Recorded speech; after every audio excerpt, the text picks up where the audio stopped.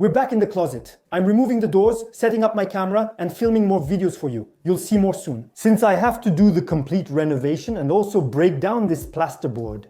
Behind it is this support frame and a toilet. Everything was fine, but then the support frame began to move. I don't know why. So we're going to break all this down and see what's going on. So you haven't finished seeing this closet the last time you saw it? It was to connect this extra flat water heater to the thermodynamic system and create a domestic hot water loop. Well, today in this video we're going to talk about saving water and money. So if we base it on a family of 4 living in a single family house with a 300-liter water heater, well, every year that's more than 3,000 liters of water going down the drain for nothing. 3,000 liters of water. That's equal to 15 bathtubs of 200 liters each.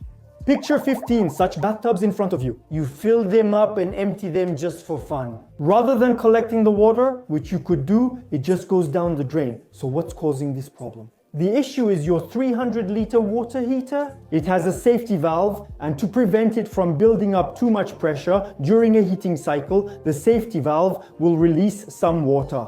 Imagine going to the store to buy a safety valve. It costs around 20 euros and is required when installing your water heater. You choose your model, and next to the 20 euro price, there's a mandatory 12 euro annual Nouvelab subscription. You might ask, why pay extra for a safety valve I already bought? You pay extra since it releases 3% of the water heater's volume. For a 300-liter tank, it's about 12 euros per year plus 20 euros for the safety valve and 12 euros annually. Recovering 3,000 liters for the water heater only saves 12 euros a year. Not much. But an expansion tank for a 300-liter unit costs around 50 euros. Is it worth buying an expansion tank? 50 euros to save 12 euros a year. Well, yes, I mean paying around 50 euros for a 300-liter unit, it will cost much less for an 80-liter one, for example. Yes, it's worth it since you'll break even here in 4 years. You're going to pay 50 euros for it, and you know that by the end of the 4th year, it's paid off. That's it.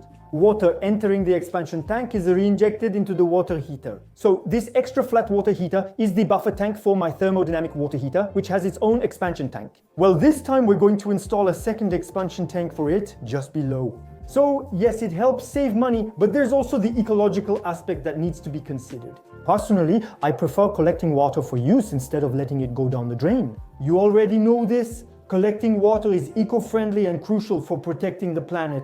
I love water. In 20-30 years it will be gone.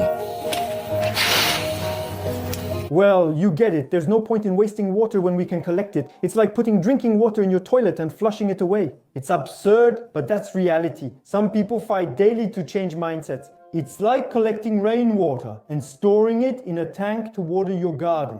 And since ecology and home insulation are closely linked, a poorly insulated house has negative consequences, both in terms of comfort and energy costs. So my safety group, I don't know if you can see it well, we have water running inside, either as a trickle or drop by drop. So it will release the pressure from the water heater and all this water goes down the drain. The expansion tank's advantage is collecting water and returning it to the water heater. If you don't have a drain and you can't connect the siphon to the drain of your safety group, it's the expansion tank that will inject this water back into the water heater. So, with an expansion tank, you can do without the safety group's drain. I'll see about putting the drain back later. A standard safety group looks like this. So it's connected to the electrical fitting.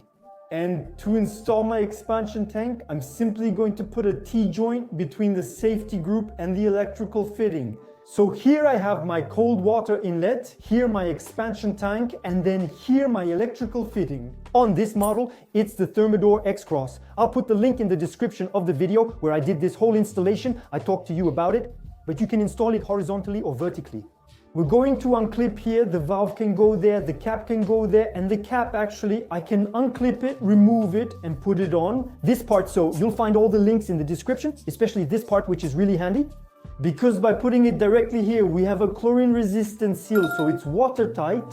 And above all, I can connect directly to the safety group for my expansion tank. I don't have to add a T-joint since it's obviously an expansion tank. Compatible with electric and thermodynamic water heaters for plumbing. It's a Somatherm 602 5-10-301, usually gray, white for plumbing, red for heating.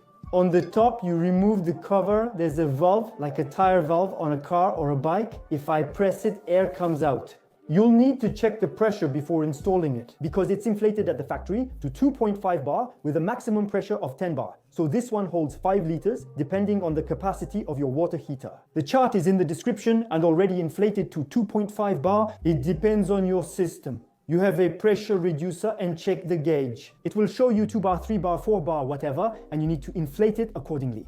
This expansion tank has a removable membrane accessible from here. You unscrew the screws, take it out, check that it's not punctured, put it back in, and you're good to go again. Honestly, it could last 10, 20, or even 30 years, it doesn't matter. If the membrane isn't punctured, there's no reason. And of course, you check the pressure. To connect it, use a flexible hose or, if preferred, copper or multi-layer pipe. But a piece of flexible hose, you connect it, and I'll install it according to the length of the hose. The little bracket that works well, and the big Surflex clamp. So it's not the best way to secure it, but at least it holds. It's just an expansion tank. So on the tank here, I have a male fitting in 2027, that's 3/4. I'll be able to put my hose on, and on the hose for the safety group, I'll of course put my fitting. A gasket inside there, we'll be able to screw it in. There we go, we'll tighten all that. But you don't have to tighten it like crazy. Just a little bit, that's enough. This is the part that will go into my safety group. Depending on your setup, it's either the elbowed part at the safety group or the straight part. I'm going to use the elbowed part because then it will go up. You'll understand, and so the end of the hose, you get it. Here, I already have the gasket inside. We don't add any sealant, it's useless. We just screw it onto the male part of the expansion tank.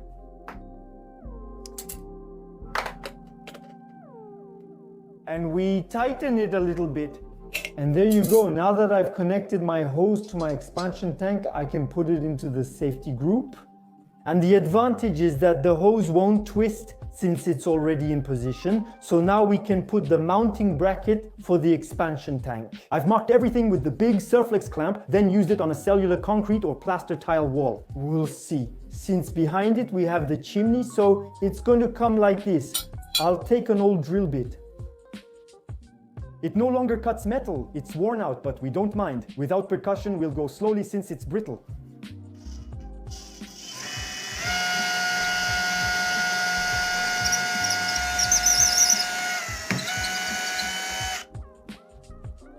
It looks like cellular concrete.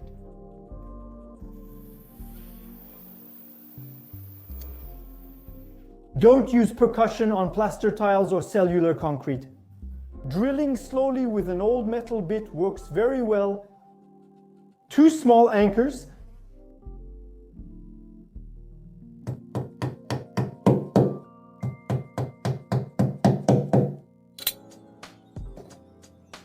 There we go. The washer screw.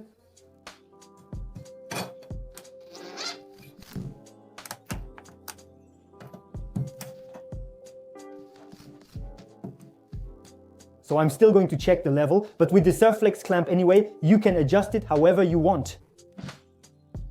But just to say the pace,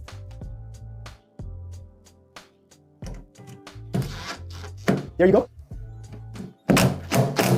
All the way to the right, then we put the big Surflex clamp into the fixing paste.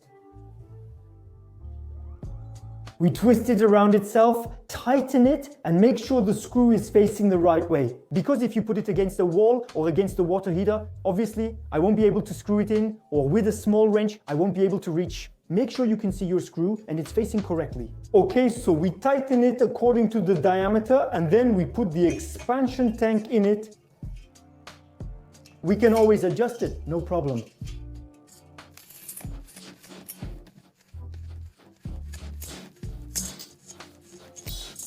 All right, there we go. Let's say we're pretty good. I'll unscrew it later if I need to adjust it, but I think we're doing pretty well.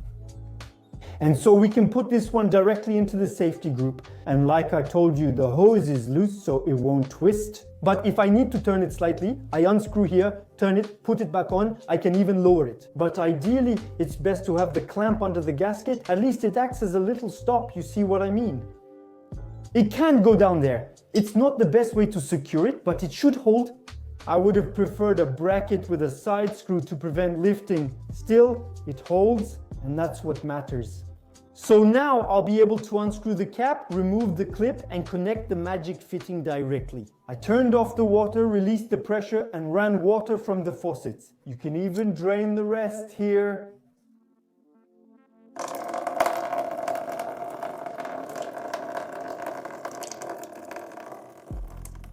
So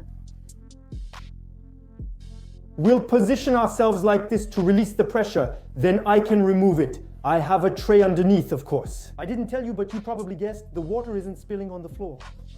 I'm removing the clip that's here, and we'll be able to... It's tough, but we can do it. Some water will come out, that's normal. There we go. And now we can connect it. That's it, there we go. That's all there is to do. And it's not complicated. We put the clip back on, so I'm putting it from behind. My screwdriver can't go through from behind, but it can here. But I can also grab it like this, or from underneath like this, if I can manage. And there you go. And you grab it like that. Okay, now we're going to put it back. And there you go, so that's done, it's connected, there's nothing else to do. The seal is made with the gasket on the flexible fitting. Well, it's straight, it's not twisting at all, it's perfect. We can lower this, I can put it back, I don't remember where it is. There we go. This one, we screw it back in. Now it fits. It touches the hose slightly, but that's fine. We can just turn it. I could tap into my drain this way, or this way, it doesn't matter. If I need to access it, I lift it up, I unscrew it. Well, I don't even need to unscrew it, I just unclip it, and that's it. Now, let's check the pressure. We remove this one, I take my mini compressor. There we go, and it shows us that it's at 2.2 bar. You can see it clearly here, 2.2 bar. So I set it to 3.5 bar, since my system is at 3 bar. The maximum difference allowed is 0.5 bar. Do not exceed 0.5 bar from your system's pressure. 3 bar plus 0.5 makes 3.5 bar pressing now. And there you go. It shuts off automatically. It reached 3.5 bar. I can remove it and then put the protection back on. And that's it. It's pretty handy for inflating bike tires, car tires, and the expansion tank. It's compact, affordable, and practical. I keep it in the car in case I get a flat and need to reinflate the tire. You'll have the link in the description, of course. But once again, the expansion tank, as I told you, the difference is 0.5 bar, but it varies by manufacturer. Some might use 0.2 bar, others 1 bar, I don't know. You should check the manual for your expansion tank in relation to your system's pressure, and then you calculate the difference. If your system is at 2 bar and the expansion tank is at 0.2 bar, set it to 2 bar. Okay, I'll still demonstrate with a standard pressure gauge. Yes, we're at 3.5. If I release it, it goes back up. 3.5 bar, perfect.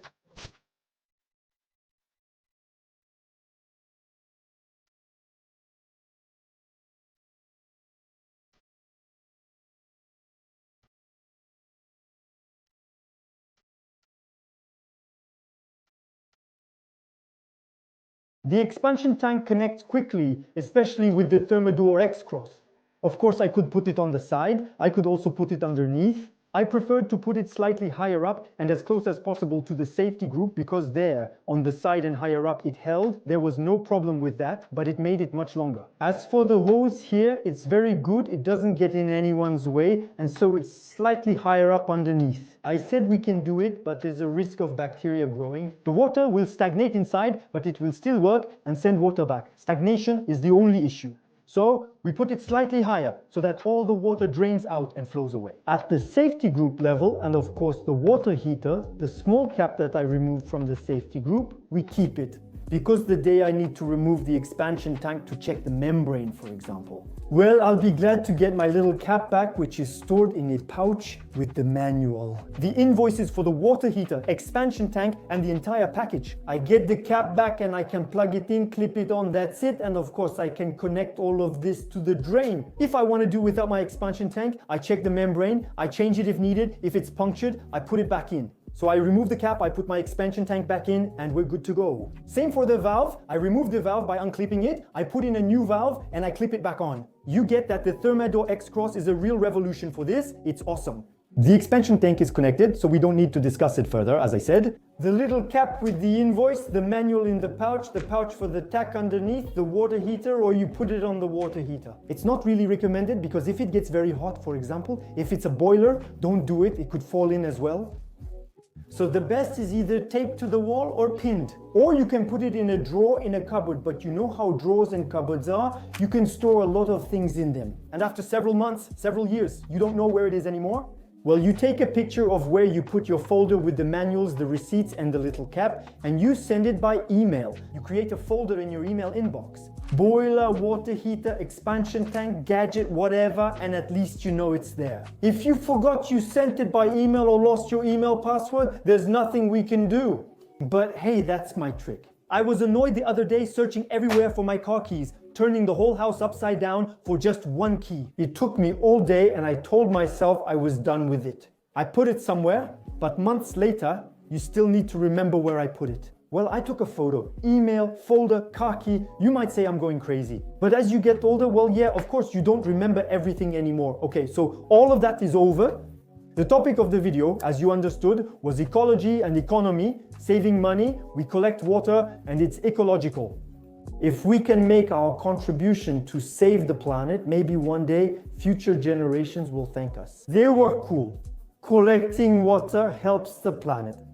I'm glad I helped. It's not much, but like I told you, it's like collecting rainwater. We put it back in, and like I said, there are people fighting to make sure that rainwater, for example, from the gutter is used. We connect that to the toilets. I'm thinking, why not use the crawl space? I saw someone who developed a system that reuses wastewater to supply the toilets. And honestly, it has to be done. When you wash, the water goes down the drain, but it's not really dirty since we're not covered in mud. You see what I mean? So we can reuse that water, so we'll talk about it again. It's a really interesting and fascinating topic. Okay, so I really want to thank you for watching this video. We'll see each other again very soon, like I said. For setting up this closet, I'm going to make large drawers that slide out on wheels so I can access the manifolds, for example. And break this plasterboard because the frame support, I don't know what they did, but it's moving. We'll definitely have something to discover behind all this. A real gem. We'll find out together. Take care, enjoy your do-it-yourself projects, and see you soon.